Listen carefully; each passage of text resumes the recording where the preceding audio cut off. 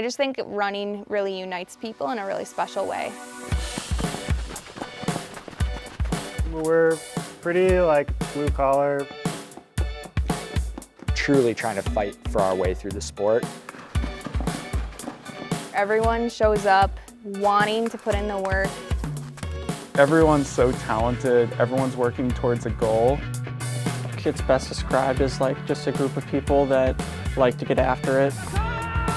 It's really hard to make money and make a living off of this sport, and MDE is kind of trying to break through and trying to make it to that next level.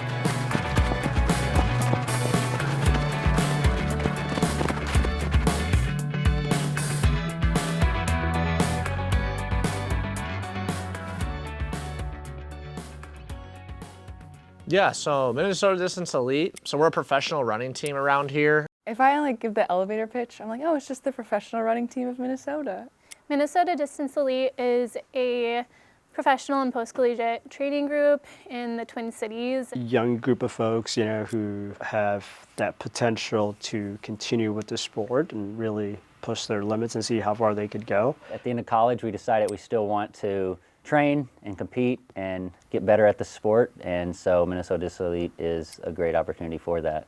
I'm sure you'll hear it a lot, but we're a developmental team, and we have a ton of Division II, Division III athletes that come through. You don't have to be the star out of your college or star going into the professional world. I mean, if you look at the people on the team who've had the most success, they're not the 5-star recruits, and I think that's okay. Originally, I wasn't good enough to be on the team per se, but I worked on it my last year and hit some of the time standards, and Lundo kind of just took a chance on me, and yeah, I've grown a lot since then. So I wanted to run post-collegiately, I just didn't know what that looked like, and I knew Minnesota's Distance Elite is right up the road from Winona basically, and knowing McKenna Thurston was joining, who is from Mankato, who is in my conference, Kaylee Peterson, so there was just a number of D2 athletes going, and I was I can do this if they're doing this too. Really was, after winning the Drake Relays 10K, there was potential to, keep going.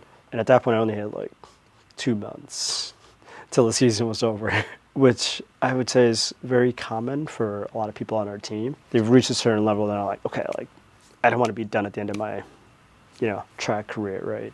And then eventually I made my way here in summer of 24. I knew the general post-collegiate running teams that I could join. I also knew that things were starting to really get going where, Dakota was running well and Annie was running well, and there was people that were having success. And then after visiting the team, it felt like a place where I would fit in.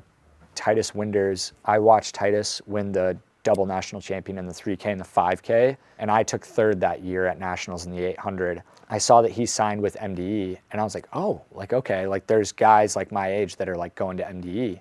And then next thing you know, it was 3 or 4 other guys joined the team, and I was all right. In the last few years, the team has been really successful in the marathon distance and has developed people from really solid college runners to competing on the world stage. And so I really looked up to people like Dakota Lindworm and Annie Frisbee, really top marathoners. And that's the event that I'm most excited about. So I thought it was a place I could develop into a good marathoner. Coach Lundstrom has a vision and an eye for developing people. We might not be the top seeded athlete coming out of college, but he sees potential. We call him the wizard, because somehow or another you go from thinking, oh, maybe I can run the 1500 at a somewhat decent time this year, to running a PR multiple times in 1 year.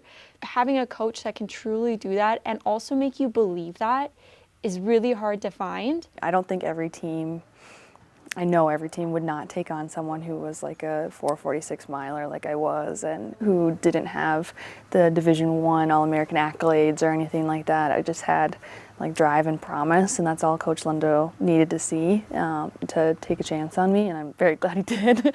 A lot of teams have a shoe sponsor behind the whole team, and we've got a lot of local sponsors, obviously TCRC where we are right now. It's way different from what you see from other major professional sports. So Minnesota Elite is set up as a nonprofit, so that's pretty cool. You know, we survive through donors, we have sponsors. The majority of our resources come from just businesses in the Twin Cities who believe in us. I know at times we've applied for grants and got grants, and then we also rely pretty heavily on just people in the community making donations. Seeing firsthand that support and how closely we are tied to the community is also really cool. There's a lot of groups or clubs that don't have a brand backing, and it's way more recreational than we are.